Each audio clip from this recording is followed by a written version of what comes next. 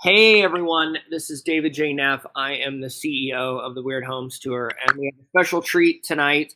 It is cold in Austin, Texas, but not as cold as it gets where our next guest is from. And I first noticed Adam's great work probably a couple months ago on Instagram, and was really excited. I think another artist that I liked had tagged Adam, went back, started to look at his great Instagram page, saw that he does live auctions, which I'm sure Adam would love to talk about.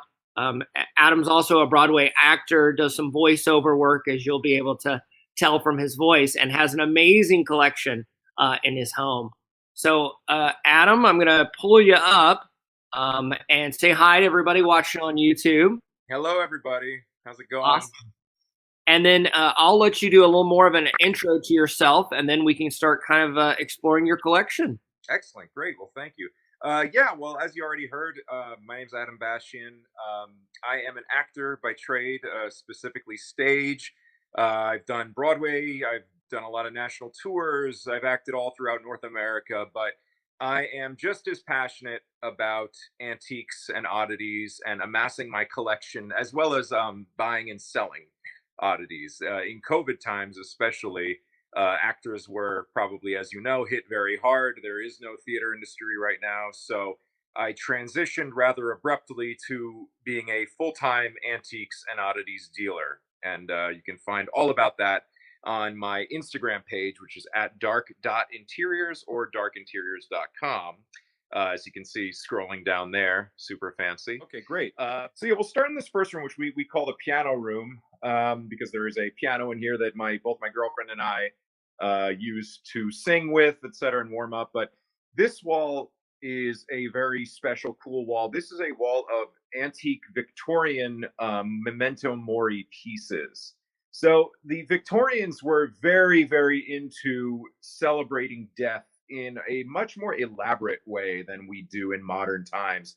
They would do very elaborate, drawn out, sort of gothic funerals with a lot of pomp.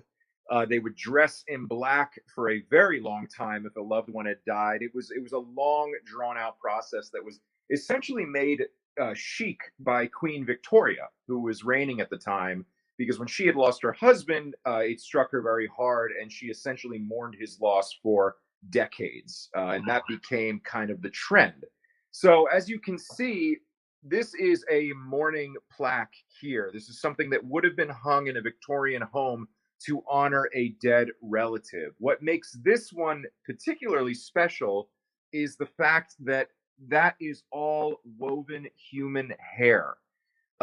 Most likely, it is the hair of the woman in the picture there. So that is one of the many unusual ways that the Victorians would honor their dead, was to take clippings of their hair and do artwork with them, as you see here, like flowers and whatnot.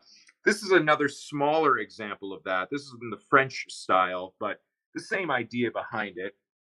And There's a lot more. Pardon me? Adam, would that be in a special room in their house, or was that just an everyday decoration? It would be an everyday decoration. In when the funeral was happening, there oftentimes they wouldn't display the body in a funeral home like we do now. It would be displayed in the home of the loved one, or of the relative's home. And so most likely you would see something like this in that room during the funeral services, and then it would either stay there or possibly be moved to another room. But it wasn't considered something just temporary. They would leave something like this, most likely year round.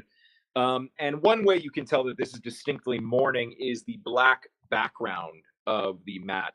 And it's you see these kind of things with a lot of different art in the Victorian times, sort of shadow box style pieces. But one way to tell that they are most likely mourning is the use of black. The Victorians did not use black lightly. It was meant to be a mourning look, and this is absolutely an example of that. If we move over to this one, there's no hair in this one, but you can see how elaborate this piece is. And this most likely would have been for somebody who had more disposable income, let's just say.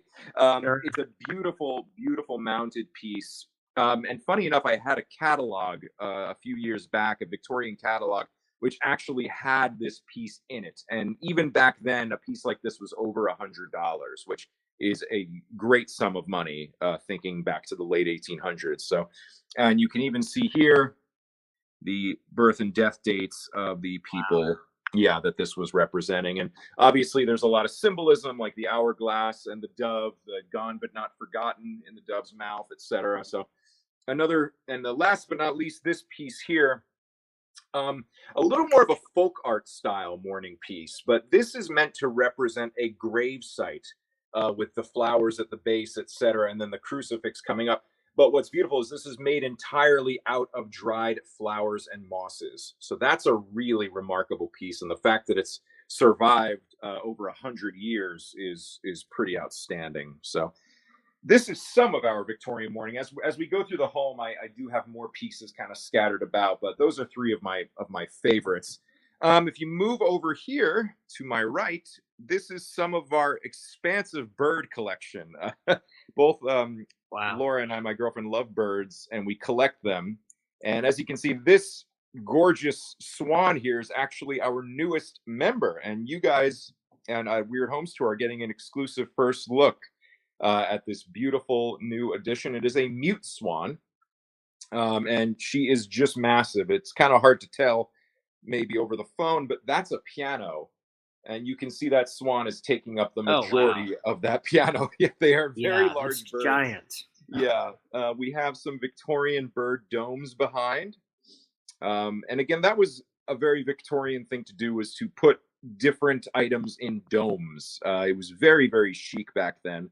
And you can actually see it's kind of making a comeback even in modern styles. You go to like West Elm or whatever, and they're putting things in domes now too.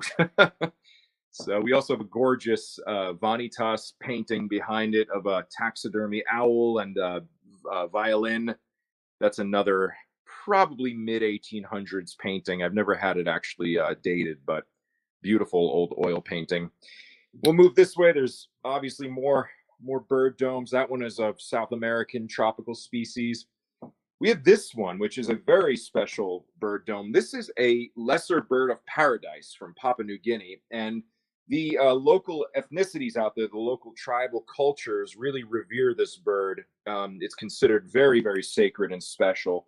So this is an antique mount, possibly done by a very renowned taxidermist of the time named Roland Ward. That's not verified, but judging by the style of the bird, it's very likely that that is the artist who did it. So, are there any And questions so far that I should? yeah, Adam, we had a great New York City taxidermist on a while back, Hmm. and it was fascinating to see her process and how it worked. Have you had to have some of these redone or fixed Yes, up, or are I you have, and that's got a it? wonderful segue. I'm assuming, is that Divya? Did you talk to? That's right. That's Yes. right. Well, perfect segue. In here, I have two of the most important birds in my collection. For those of you who are familiar with, ornithology or have an interest in birds, you might recognize these. This is a pair of passenger pigeons. And the passenger pigeon went extinct in 1914. The last example was a bird named Martha from the Cincinnati Zoo. But Divya, who we just spoke about, actually refurbished the large male here with the beautiful purplish gray coloring.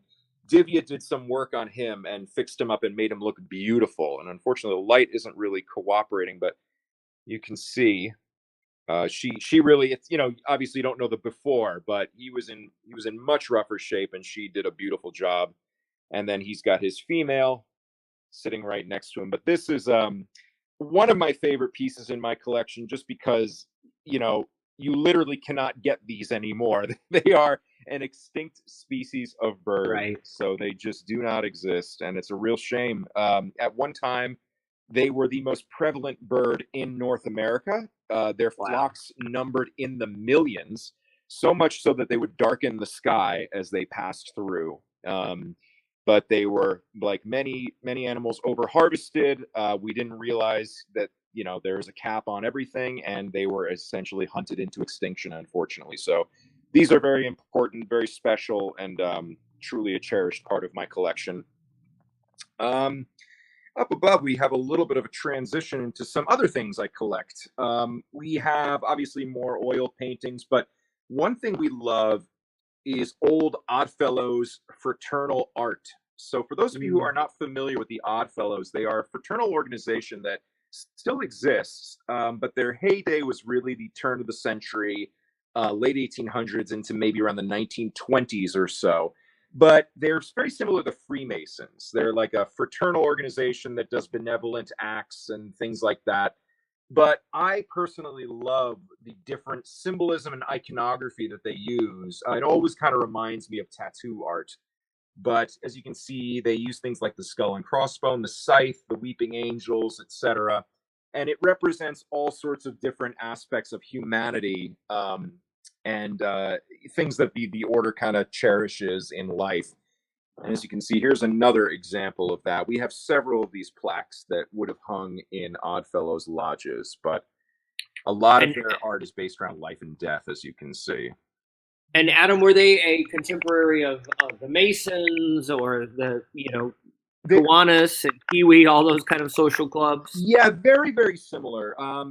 They're kind of two sides of the same coin, really. The Masons have been around much, much longer, but if you look at kind of the core of their values and even a lot of the ritualism, it's very, very similar.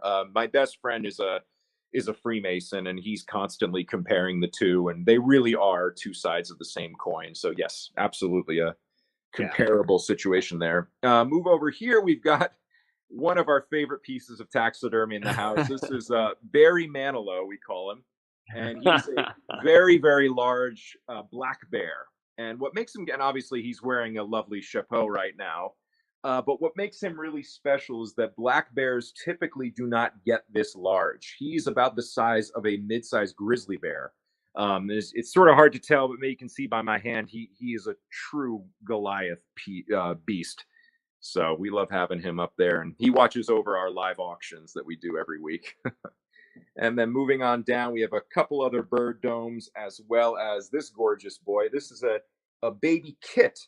And kits are what you call a baby fox. So, and he's another Victorian preparation done in a diorama style box. Another piece that was actually refurbished for me, but they did a wonderful job. I And love that. We have a pet Yorkie who's also one of our mascots at the Weird Homes Tour, and that looks exactly like her. oh no, yeah. It looks like a tiny Yorkie for sure. That's My amazing. parents have a Yorkie, and I'm wondering if they're going to get it taxidermed when she passes away. But I kind of doubt Exactly. it. But and you'll see throughout our collection, we have dozens and dozens, probably hundreds of antique leather books. There's even some more down here of all Mhm. different genres, but mainly natural history and anatomy of medical things like that. But here's another gorgeous plaque. This is actually not Oddfellows, but a similar organization called the Knights of the Golden Eagle. But again, same kind of iconography and symbolism and that kind of thing. We got a couple snakes on the wall just hanging out. Here's a cool little assemblage we got. These are three hunting trophies, English hunting trophies. One of which, this one on the right here, is done by a taxidermist named Peter Spicer, who, in the turn of the century, was arguably the greatest taxidermist alive at the time. He was really Wow. revered. He was sought after by a lot of big hunters and royal folks of the time to get their mounts done. So I'm very proud to have one of his pieces and two others, which are equally as beautiful, although not done by taxidermists of that clout. But I always like that on some of these older ones, you can see they would label them with where the animal was hunted and the date. So I always think that's kind of interesting. Some of them even say, the beagle that killed him or whatever. They had some interesting. Yeah, it's pretty funny. and and Then up Adam, do you above, feel yeah. was taxidermy? Did it? I guess did it reach a height in like the 1930s and 40s, and it's just less and less of a skill? It Because I did. feel like Yeah. nowadays all we see is the occasional deer on the wall, Right. or things like that, right? Absolutely. And yes, it did have sort of highs and lows. In my opinion, the golden age of taxidermy was just that. It was the 1930s, particularly out in Europe and India and places like that where you had a lot more game, or in Africa, obviously, as well.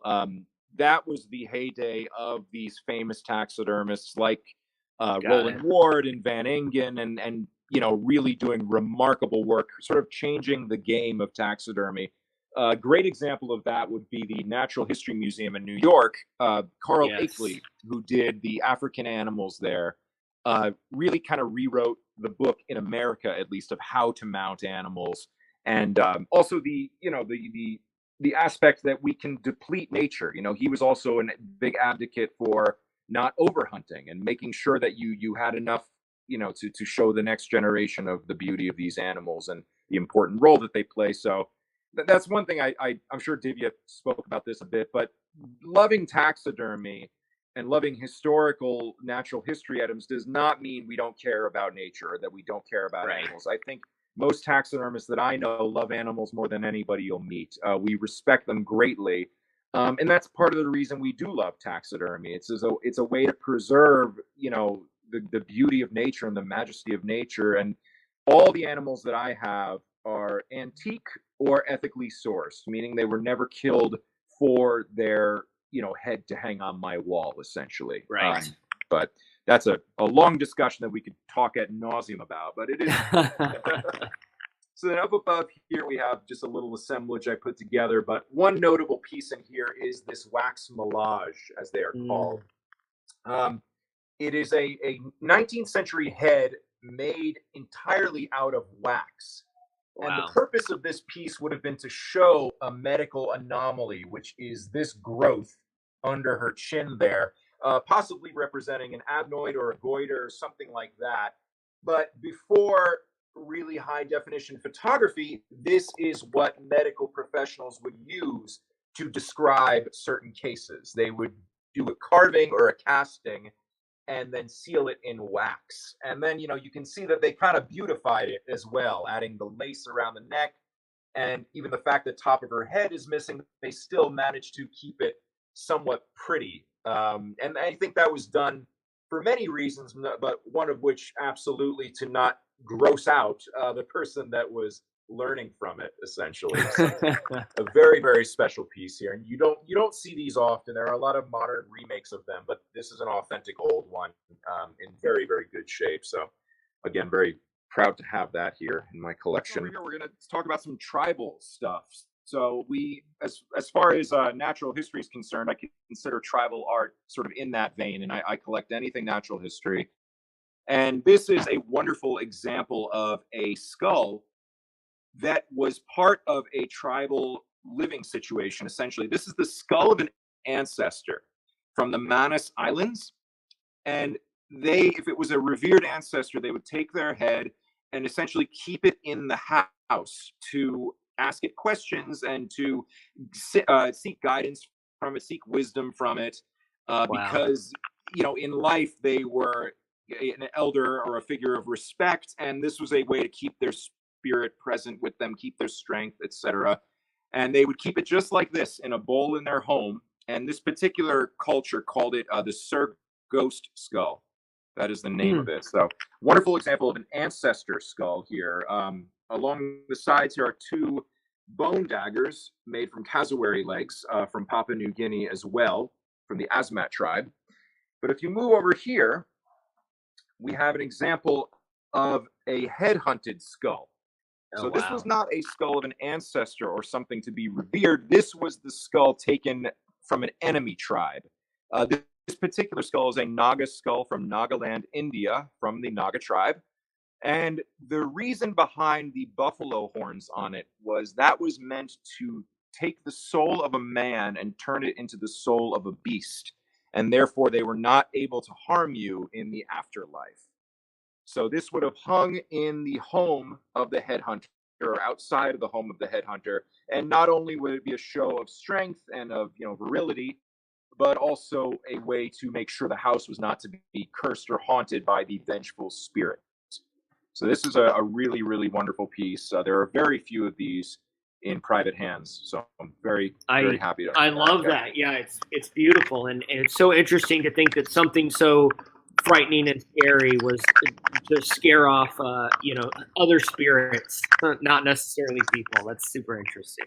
Yeah, absolutely. A lot of the treatment of human remains in tribal cultures has much more to do with the spirit realm than the physical world, as I've learned in my collecting, which I think is amazing and super fascinating. While we're going through skulls, I might as well show off another really special skull in the collection here. This is an ancient Peruvian skull.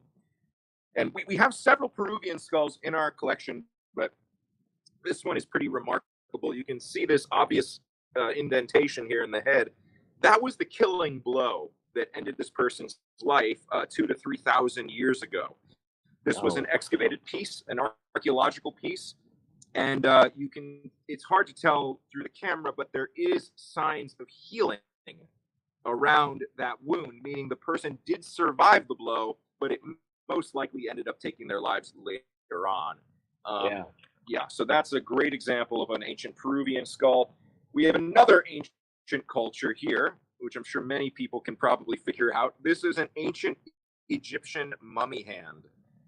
So it is a real mummified human hand of an ancient mummy, and it's in great shape. So back in, again, we're going to talk about the Victorians. Back in the late 1800s, they would have what was known as mummy unwrapping parties.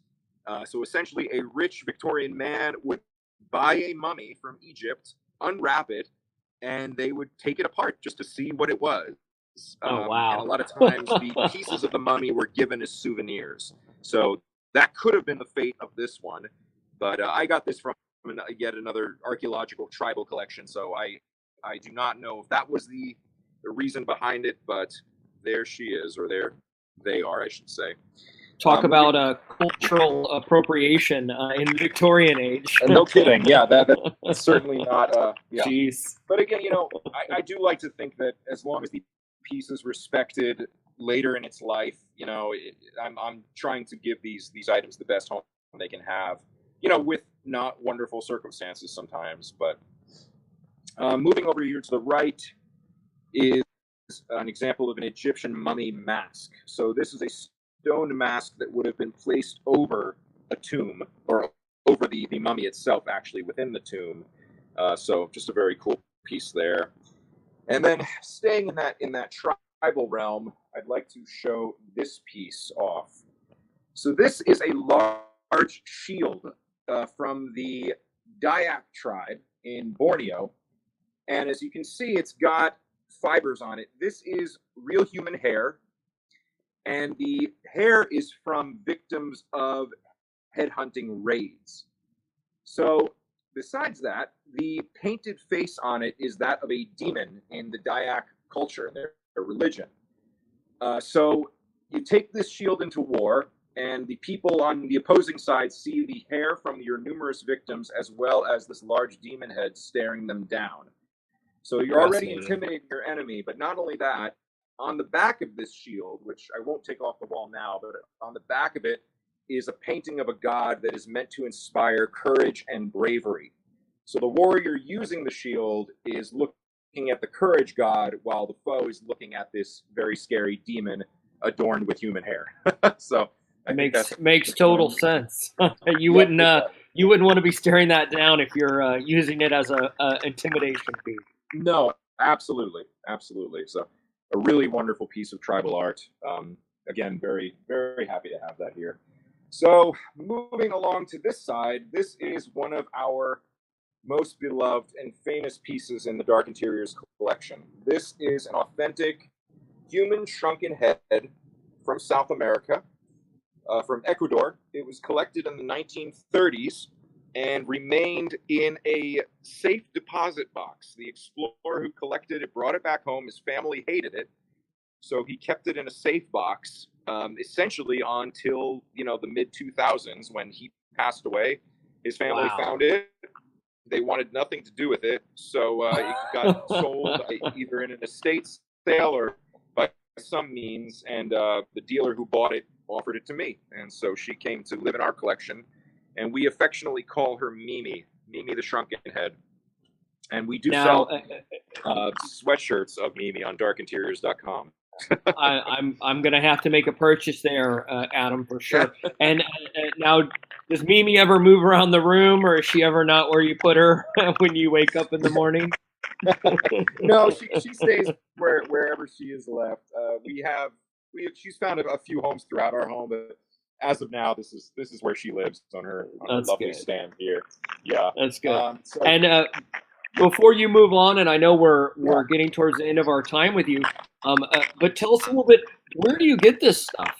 You know, So, is it all yeah, personal relationships? Is it you've been working the streets of New York and everywhere else for a long time? How does Yeah. it all come together? It's a great question, and there's really no one answer to it. I've been doing this now as a hobbyist, for many years, and essentially the stuff kind of ends up finding you. And I know that's cliche to say, but when you put it out there on a big scale that you are looking for pieces like this, there is sort of a small pool of people who have them, and they don't really, as long as you are kind of out there with your desire to have it, they'll find you. Because it is a rare thing to be looking for. But a little more specifically, I guess I buy and sell with a lot of other collectors, auctions, estate sales. But just really, I have found I've had the best luck just through my travels with theater, traveling North America, doing shows, and picking different markets, different antique shops, different flea markets. That's kind of the way that I have found the buried treasure, as it were, the things that were not known to the collector's market yet. So I but love it. And yeah, our friend Jane on YouTube wants to know: did you miss out on one piece that you regret not getting? So, what is the all one the that got away? time, all the time. I will say, and I say this to all new collectors, I I have only ever regretted not buying something. I've There you never go. regretted buying something.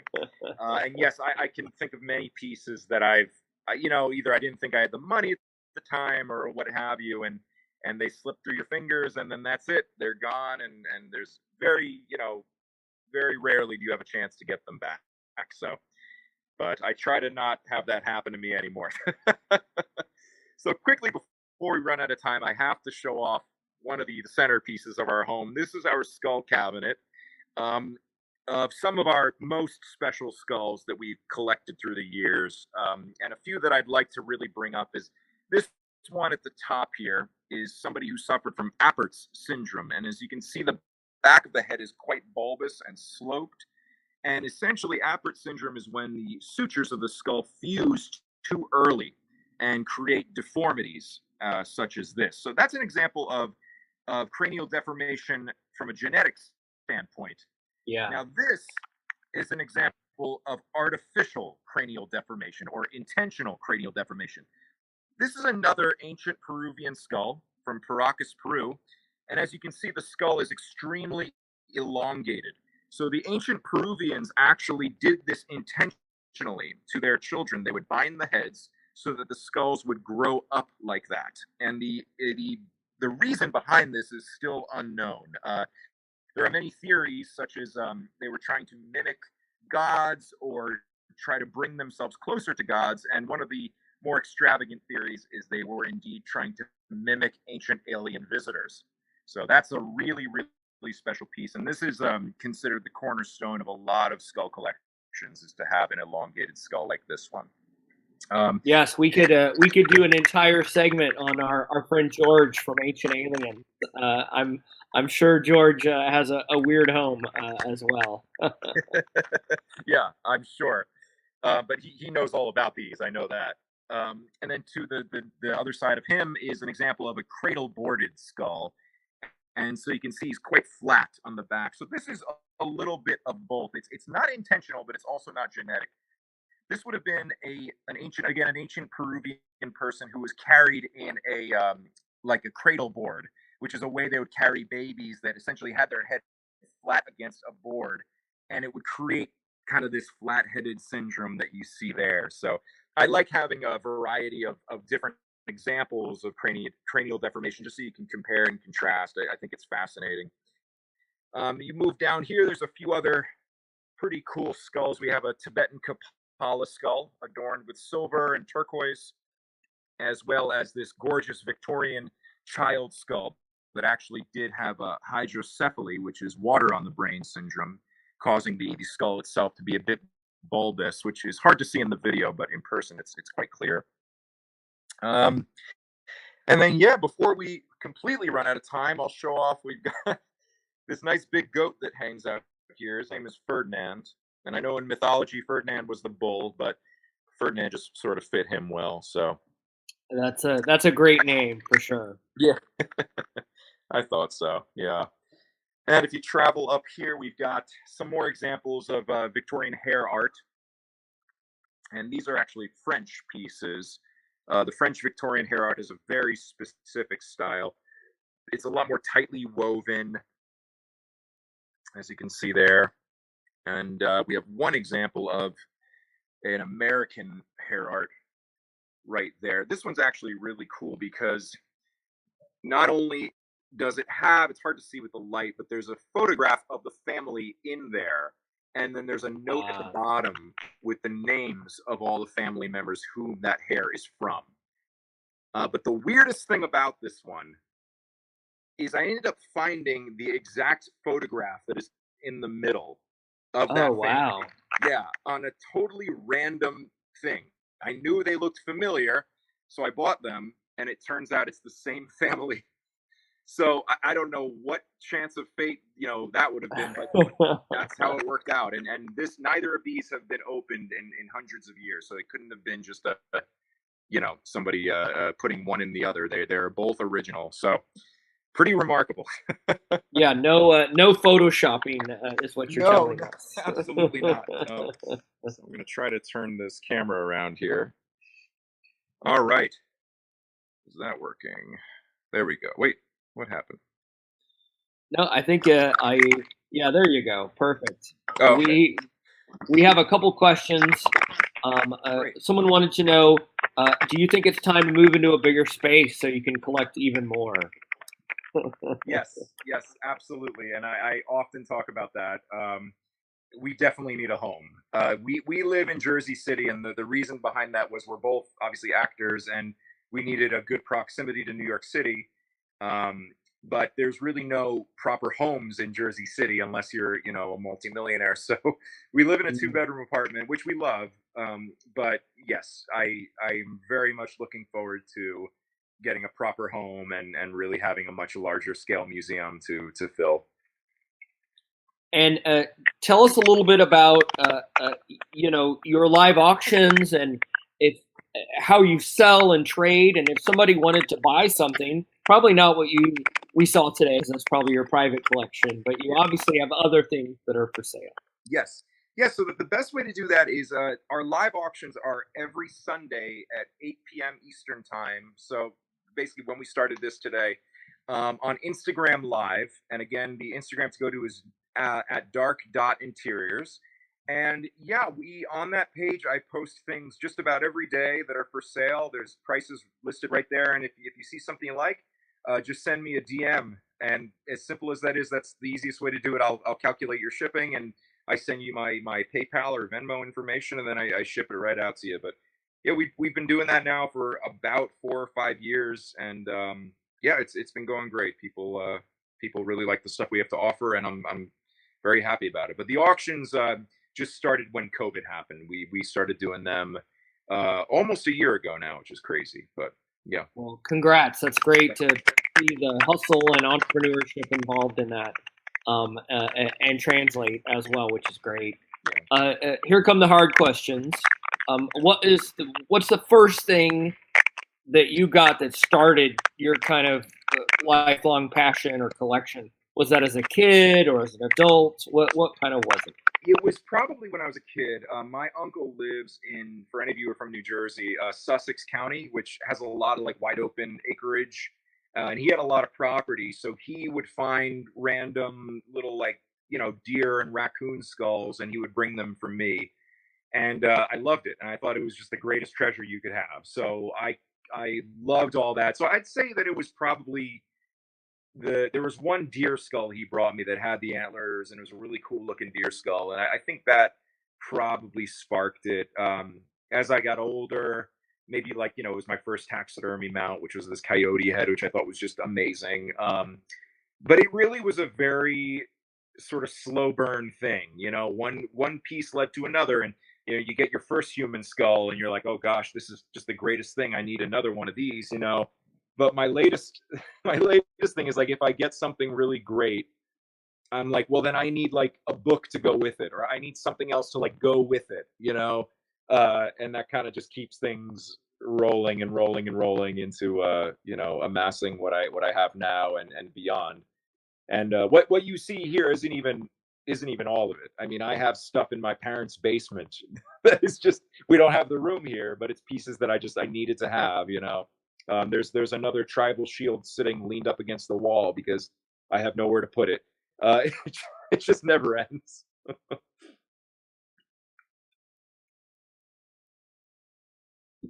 I love it. I think the pull quote for your YouTube video is going to be, once you have your first human skull, you quickly have to have another and another. That's a good quote. We'll make sure you're quoted as. And then our final question for tonight, Adam. Aliens are landing. Besides grabbing your loved ones and getting out of there, what's the one thing you would grab out of there to take with you? Oof. God, that's really hard. Yeah, I told you. The first thing I'd grab is a box and try to fill that box as quickly as I could. That's a fair answer. Mimi the Shrunken Head, I think she's very special, and there just are not a lot of them out there that Ripley's, believe it or not, doesn't already own. So they have a lot of them. They have most of them in the country. So I think I'd have to say her. I love it. Well, thank you so much for the time. I wish we could be doing this for hours. I know you're on the top of our list when we actually do a physical tour in New York sometime in the future, which will help and we'll hope that will happen soon, God willing, of all this COVID-19 stuff. Absolutely. And so again, thank you for your time. Tell people again where they can find you, and tell us again about the auction. Yes. You can find me at darkinteriors.com or at dark.interiors on Instagram. And our live auction is every Sunday night, 8 p.m. Eastern time, and right on Instagram Live on the Dark Interiors Instagram. It's right up there. So, and if you want to learn about my theatrical career at all, go to adambashian.com, and you can see clips of me doing all sorts of fun theater and singing all sorts of songs. So, my other life. I love it. I love it. Thank you, Adam. And again, I'm David. We're the Weird Homes Tour. You guys, there's a subscribe and a like button right down there. Go hit those, because we do these basically every week. We're hoping to have almost 50 weird homes featured on our channel this year in 2021.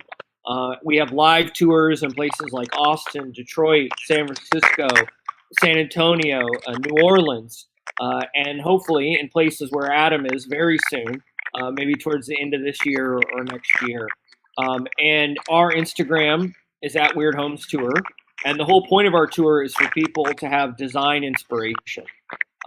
We want you to go and see what Adam's doing and know that you can finally have that purple chair in your house, or paint that wall pink, or mosaic your entire bathroom in the shape of a whale, right? That's the kind of stuff we love. That's the kind of stuff we support. Our artists and collectors and performers, Adam, you're all of those. And again, thank you so much for tonight. We appreciate it. Good night, everybody. I appreciate it. Thank you. Have a great night. All right. Bye-bye. Bye-bye.